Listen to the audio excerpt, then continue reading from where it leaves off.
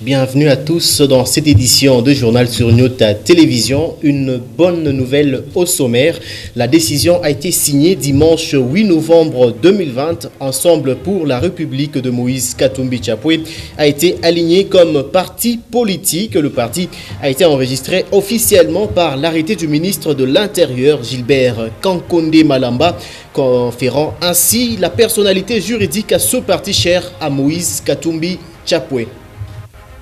À suivre toujours dans ce journal, au quartier Kral, les malfrats ont frappé dur. Au total, 13 maisons ont été cambriolées par des hommes en uniforme, des biens de valeur et de l'argent emporté. Les détails, vous les aurez dans le corps de ce journal.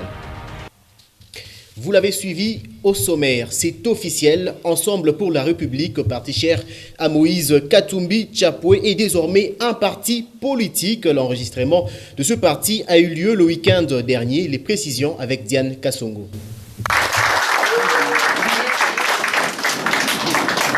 Désormais enregistré et reconnu officiellement parti politique par arrêté ministériel, Ensemble pour la République, parti cher à Moïse Katumbi, peut enfin jouir de ses prérogatives en tant que tel. La décision du ministère de tutelle a été prise et rendue officielle ce mardi 10 novembre 2020. Près d'une année de patience, couplée au doute, Ensemble pour la République peut enfin exercer comme parti politique en République démocratique du Congo. Statut que lui reconnaît le ministère de l'Intérieur depuis ce mardi 10 novembre 2020.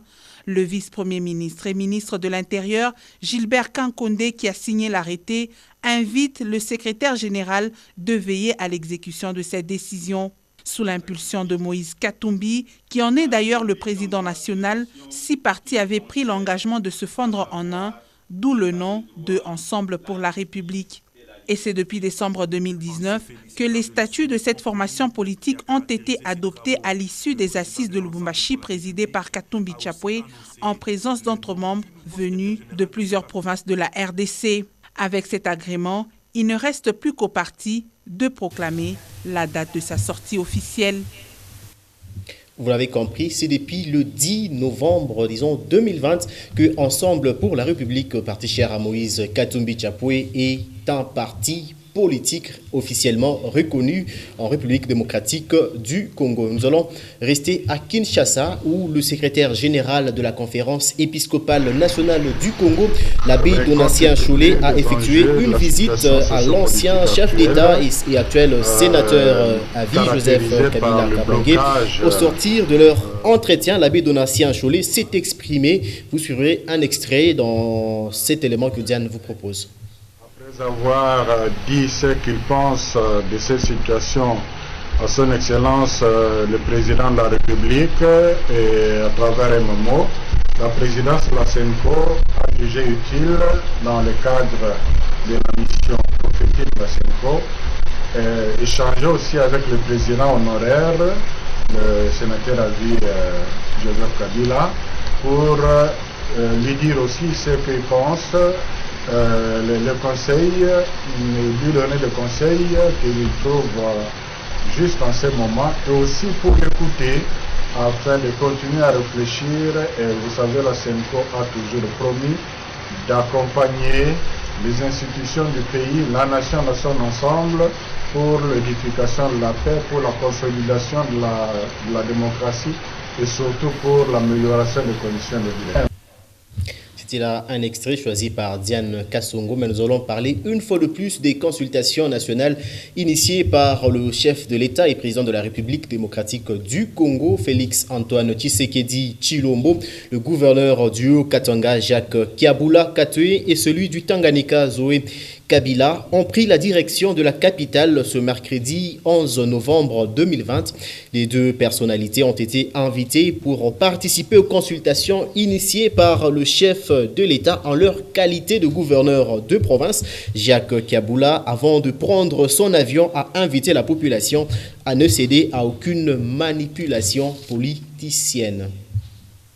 Politique toujours en marge des consultations initiées par le chef de l'État, peu après le retour du patriarche de l'Union nationale des fédéralistes du Congo, Antoine Gabriel Kyungu Akumwanza, qui a aussi pris part aux consultations nationales. Les mamans de l'UNAFEC apprécie la démarche entreprise par le président de la République, le chef de l'État congolais, en vue de créer l'Union sacrée de la nation. Ce mercredi 11 novembre 2020, sa présidente Angélique Kyungu Mwamba a eu, au nom de toutes les mamans fédéralistes, bien évidemment, de faire une déclaration. Suivez. Nous, femmes de l'UNAFEC, réunis ce mercredi 11 novembre 2020 devant notre directoire, siège national de l'UNAFEC, notre parti politique, réitérant notre soutien à cette démarche tant salutaire et souhaitée par tous les Congolais longtemps abandonnés par le régime passé et victimes de sabotage du projet de société du chef de l'État, le peuple d'abord, et l'État de droit, par la fameuse coalition FCC-CACH. Notre leader ayant été invité à participer aux consultations nationales, nous, femmes de l'UNAFEC, rangées derrière ce prophète politique, le Baoba du Congo, nous citons le patriarche Antoine Gabriel Kyungu Akumwanza, tenons à exprimer notre profonde gratitude au président de la République, chef de l'État, garant de la cohésion nationale, son Excellence Félix Antoine Tshisekedi Tshilombo, pour cette opportunité nous amenant à bien établir l'union sacrée afin de reconstruire notre nation sur des bases solides, un espoir d'un Congo meilleur. Vous avez certainement reconnu la dextérité de Diane Kassongo dans cet extrait du discours de Angélique Kyungu, présidente des femmes fédéralistes ou des femmes de l'UNAFEC. De la politique aux faits sociaux, nous allons parler cette fois-ci de l'insécurité comme vous l'avez suivi au sommaire. Alors qu'elle semble être maîtrisée au quartier Gambela 1, l'insécurité bat son plein au quartier Kra dans la commune Lubumbashi. Des hommes lourdement armés et en tenue militaire ont cambriolé plusieurs maisons entre 1h et 2h30 de ce mercredi, bien évidemment 11 novembre 2020. Des actes qui seraient posés par des militaires commis à la patrouille au quartier Gambela 1, estime la population de Kra. Suivez. Les cellules Mapendo 1 et 2, voire celles de la Polytechnique, à l'emprise de l'insécurité depuis quelques semaines déjà. Alors qu'ils dormaient, les habitants de Kra ont été surpris par des malfrats, cassant des vitres, perforant des murs. Ces inciviques ont emporté des biens de valeur et de l'argent. Comme ça, l'homme à la moyenne, c'est nous sommes tout à couler. Tout à coup, nous avons tout violé, nous n'avons pas 3 minutes. Comme on a Kawasana, tout on a pris un gré, nous avons tout violé, nous avons Bayasana. Chambre, on a eu un téléphone, nous avons eu un PC. PC, on ne peut pas package. Selon les victimes de ce cambriolage, ils étaient à plus de 20 hommes en uniforme et d'autres en tenue civile.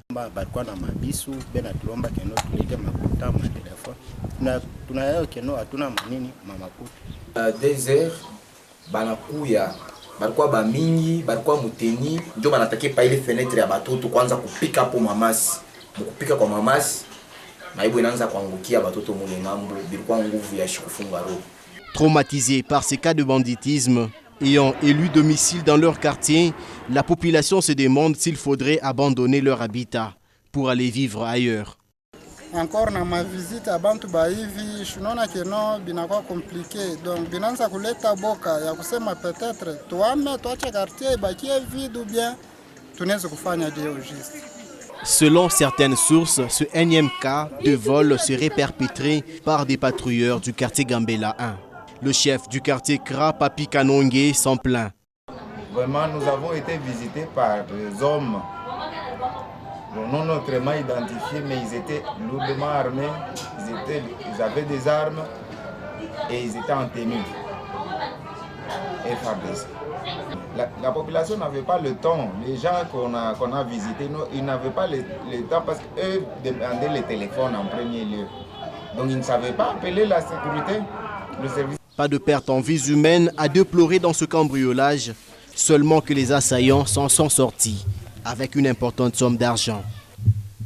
Alors, on va quitter le quartier Kra pour nous rendre au quartier Bel Air. Les riverains du canal Naviundu, situé précisément au terminus Kaleja, n'auront à présent que 3 mois, disons moins de 3 mois, pour voir un pont sortir des terres. Des travaux de construction sont déjà en cours par une entreprise de la place.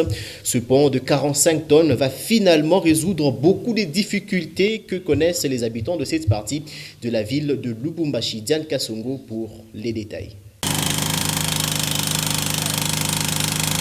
C'est un nouveau pont en béton armé, en lieu et place de celui métallique qui est en train de voir le jour sur le canal Naviundu, précisément au niveau de terminus Kaleja. Cette infrastructure de 13 mètres de long sur 6 va relier les quartiers Bel Air et Bongonga. Cette partie de Lubumbashi a connu beaucoup d'inondations par le passé, chose qui ne pourra plus subvenir après la construction totale de l'ouvrage, car il aura une portée d'environ 8 mètres et facilitera l'écoulement rapide des eaux de pluie. Une bonne nouvelle pour les habitants des 2 quartiers.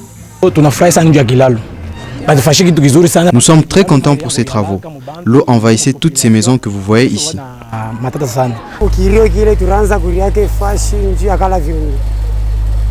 Nous enregistrons des deuils chaque année à cause de ces canals. En tout cas, nous ne voulons plus voir des gens être emportés par des eaux de pluie. Pour Mardoché Kazadi, motocycliste de son état, ce nouveau pont leur servira aussi de déviation en cas d'embouteillage sur l'avenue des Plaines.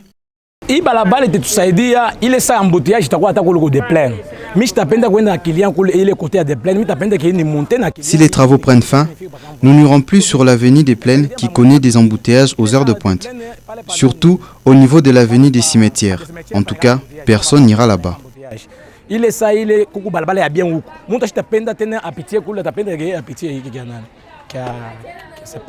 En attendant la fin des travaux, les riverains de ces 2 quartiers ne se contenteront que de ce petit pont en bois mis à leur disposition par l'entreprise commise à cette tâche afin de leur permettre une bonne traversée. Tristesse à Kipushi. Nous sommes à 30 km bien évidemment de la ville de Lubumbashi où les agents de la Société nationale d'électricité ont déterré des câbles électriques ce mercredi 11 novembre 2020. Une façon pour eux de déconnecter tous ceux qui ne sont pas en règle avec le paiement, disons, des factures d'électricité. C'est le cas des habitants du quartier 5 ans. Suivez. C'est juste après la levée de l'état d'urgence sanitaire que les factures d'énergie électrique des habitants du quartier 5 ans ont pris de l'ascenseur. Des 17 000 francs par le passé, ils sont obligés de payer 31 000 francs congolais par mois. Une chose que n'ont pas appréciée du tout les habitants du quartier 5 ans qui ont décidé de ne pas payer ces factures dont le montant est exorbitant selon eux. Le problème est une moto. Si nous avons une moto, nous avons payé ça. Mais 32 000 tatokia wapi? Conséquence, les agents de la Société nationale de l'électricité ont déterré tous les câbles connectant les abonnés qui ne sont pas en ordre et c'est la goutte qui a débordé le vase car cet acte préjudicie même ceux qui se sont déjà acquittés de ce devoir.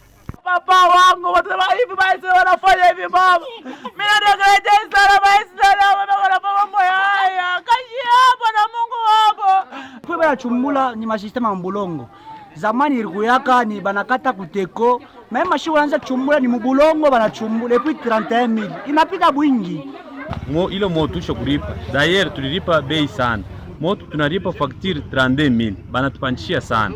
Hatuna makashi, hatuna manini. Et puis tunalipa moto pa kutupatia moto hainako. Donc banaanza kusema tutakuwa kurudisha bananikachia moto ça fait des jours shina na moto. Donc tunapenda l'État atuangalie hii mambo parce que d'abord moto inapanda. Kintu kia pili tukuna baripa ila mambo ila makuta tukuna ito sanjo tuipata kisha tukuna lala moyo ça fait 2 jours 3 jours abatupatia moto ndio mambo yangu.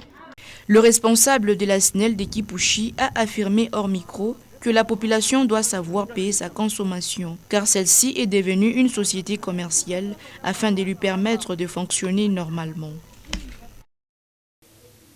Alors, un mot de sport dans ce journal reçu par Moïse Katumbi Chapwe lors de l'audience de tout le comité de tennis Mazembe récemment élu. La promesse du président des Corbeaux, à savoir Moïse Katumbi Chapwe, à construire un grand centre de formation pour les jeunes talents va voir le jour d'ici peu. Une visite du site a eu lieu pour cette fin. Suivez. La présence des membres du comité de tennis club Mazembe, dont la concession des Corbeaux du Golfe Plateau ce vendredi 11 novembre 2020, n'avait pour motivation que la matérialisation d'un grand projet. La construction d'un grand centre sportif ultramoderne sur le site du tout-puissant Mazembe au Golfe Plateau Caravia. Dans la délégation, l'architecte Kassongo, qui a étudié tous les paramètres, rassure que cela est possible. Déjà, d'ici peu, les jeunes amoureux du tennis pourront, sous le maillot de Mazembe, utiliser les cours de tennis qui vont y voir le jour. Sandrine Longolongo est 4e vice-présidente du comité Nono Landou Dilungidi. Ce terrain nous a été donné par le président lui-même. Et donc nous avons eu aussi son architecte qui est présent ici avec nous, avec qui nous sommes en train de travailler sur les projets des différents terrains que nous allons pouvoir ériger sur le nouveau centre de tennis ici de Tepe Mazembe.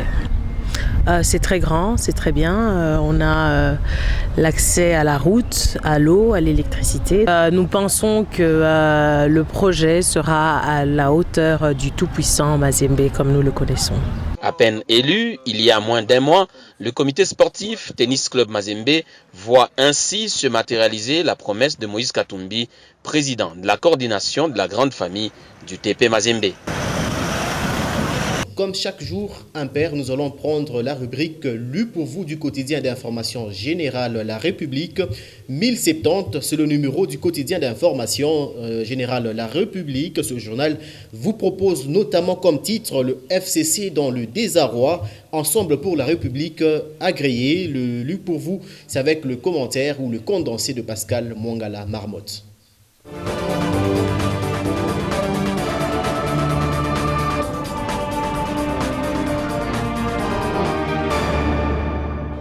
Parti politique, Ensemble pour la République agréé, c'est le titre à la une du journal La République paru ce mercredi 11 novembre 2020 à Kinshasa à son numéro 1070. Bienvenue mesdames et messieurs à votre lu pour vous sur votre chaîne. Publiant l'arrêté du vice-premier ministre et ministre de l'Intérieur sur la page 6, le confrère ajoute quelques lignes. Le parti Ensemble pour la République, Ensemble de Moïse Katumbi, est enregistré officiellement par l'arrêté du ministère de l'Intérieur qui confère au parti la personnalité juridique mardi 10 novembre 2020. Est enregistré le parti politique dénommé Ensemble pour la République, en sigle Ensemble, lit-on dans cet arrêté. Politique toujours sur la page 2, en dépit des élucubrations, le FCC dans le désarroi, s'exclame le confrère. Tout a l'air d'une expression de détresse dans le chef d'une famille politique en perte de boussole. Tantôt on rejette les consultations, tantôt on s'y prête, évidemment avec une conditionnalité. Dans le même temps, on saisit l'ONU contre le chef de l'État. Bref, on remue ciel et terre devant la tournure inattendue empruntée par des événements. Sans doute, la plateforme sortira affaiblie de cette zone de turbulence voulue par elle-même. Tous les analystes sont unanimes quant à la mauvaise appréciation des événements par le FCC. Sur la même page, le confrère écrit encore « Assemblée nationale, déjà 200 signatures collectées pour la déchéance du bureau Mabunda ». Dans un entretien accordé lundi 9 novembre, l'auteur de la pétition, le député Fabrice Puela, dit reprocher à Janine Mabunda la violation de l'article 139 du règlement intérieur. En dehors de la pétition, une plainte est aussi déposée devant le Conseil d'État demandant toujours la démission ou la destitution de Janine Mabunda pour n'avoir pas rendu public dans le délai le rapport financier de la session de mars 2020.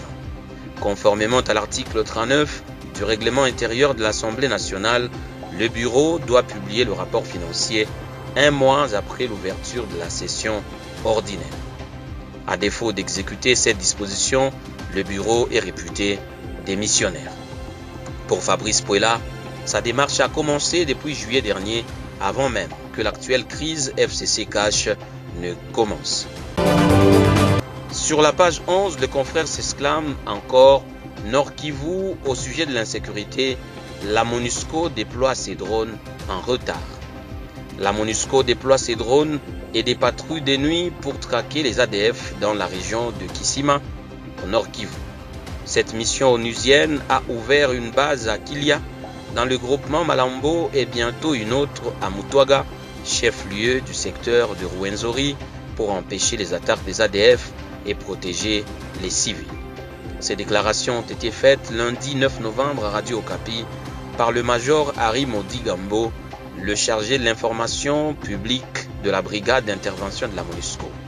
Cela suite à la résurgence des attaques de ces rebelles dans la zone. Par ailleurs, il a appelé la population à continuer à collaborer avec les services de sécurité afin de mettre fin au massacre des civils. Mauvaise nouvelle sur la page 7, de moins en moins de poissons à pêcher dans le Tanganyika, titre en manchette le confrère. Le lac Tanganyika, deuxième plus grand lac d'eau douce au monde, s'étend sur 4 pays, la RDC, la Tanzanie, le Burundi et la Zambie. Les résultats de l'enquête montrent notamment que les pêcheurs voient leur prise diminuer et que les poissons deviennent plus petits. Cela peut indiquer une surpêche ou une surpopulation, mais selon les personnes interrogées, ce n'est pas le cas, explique le professeur Martin van Sterberg qui a coordonné l'étude. L'utilisation de matériel illégal peut également entraîner une diminution des stocks de poissons. L'étude indique aussi que de nombreux pêcheurs ne se sentent pas en sécurité. Nous espérons que cette étude sera le point de départ pour les décideurs politiques qui veulent adapter la réglementation à la situation actuelle. Comme 4 pays se partagent le stock de poissons, les recherches futures devraient se concentrer sur la volonté des parties prenantes du lac de coopérer, conclut messieurs de Keyser. Retour sur la page 2, le masque tombe, la Covid-19 remonte, 214 nouveaux cas enregistrés, alerte le confrère. Selon les statistiques du secrétariat technique du comité multisectoriel de riposte, le pays a enregistré 214 nouveaux cas de Covid-19 au cours de la semaine du 2 au 8 novembre 2020 contre 197 nouveaux cas au cours de la semaine allant du 26 octobre au 1er novembre. La ventilation donne sur les 214 cas, 151 pour Kinshasa, 34 au Nord Kivu, 7 au Sud Kivu, 7 à la Chopo, 6 dans le Haut-Katanga, 4 au Lualaba, 2 dans le Haut-Tuélé, 1 en Ituri et 1 au Maniema. Au cours de la dernière période, le pays a enregistré 7 décès dus à la Covid-19 et 112 guérisons. Le lavage des mains et la prise de température à l'entrée des bâtiments publics ou privés ne sont plus d'application à plusieurs endroits à travers le pays. Les autorités nationales, provinciales et locales doivent relancer les campagnes de sensibilisation et appliquer les mesures de coercition contre les recalcitrants. Fin de celui pour vous sur votre chaîne et dont l'intégralité est à retrouver sur www.nyota.net. Merci à tous de l'avoir suivi et surtout tâchez de quitter cette terre en l'ayant rendu un peu meilleur que vous ne l'aviez trouvé.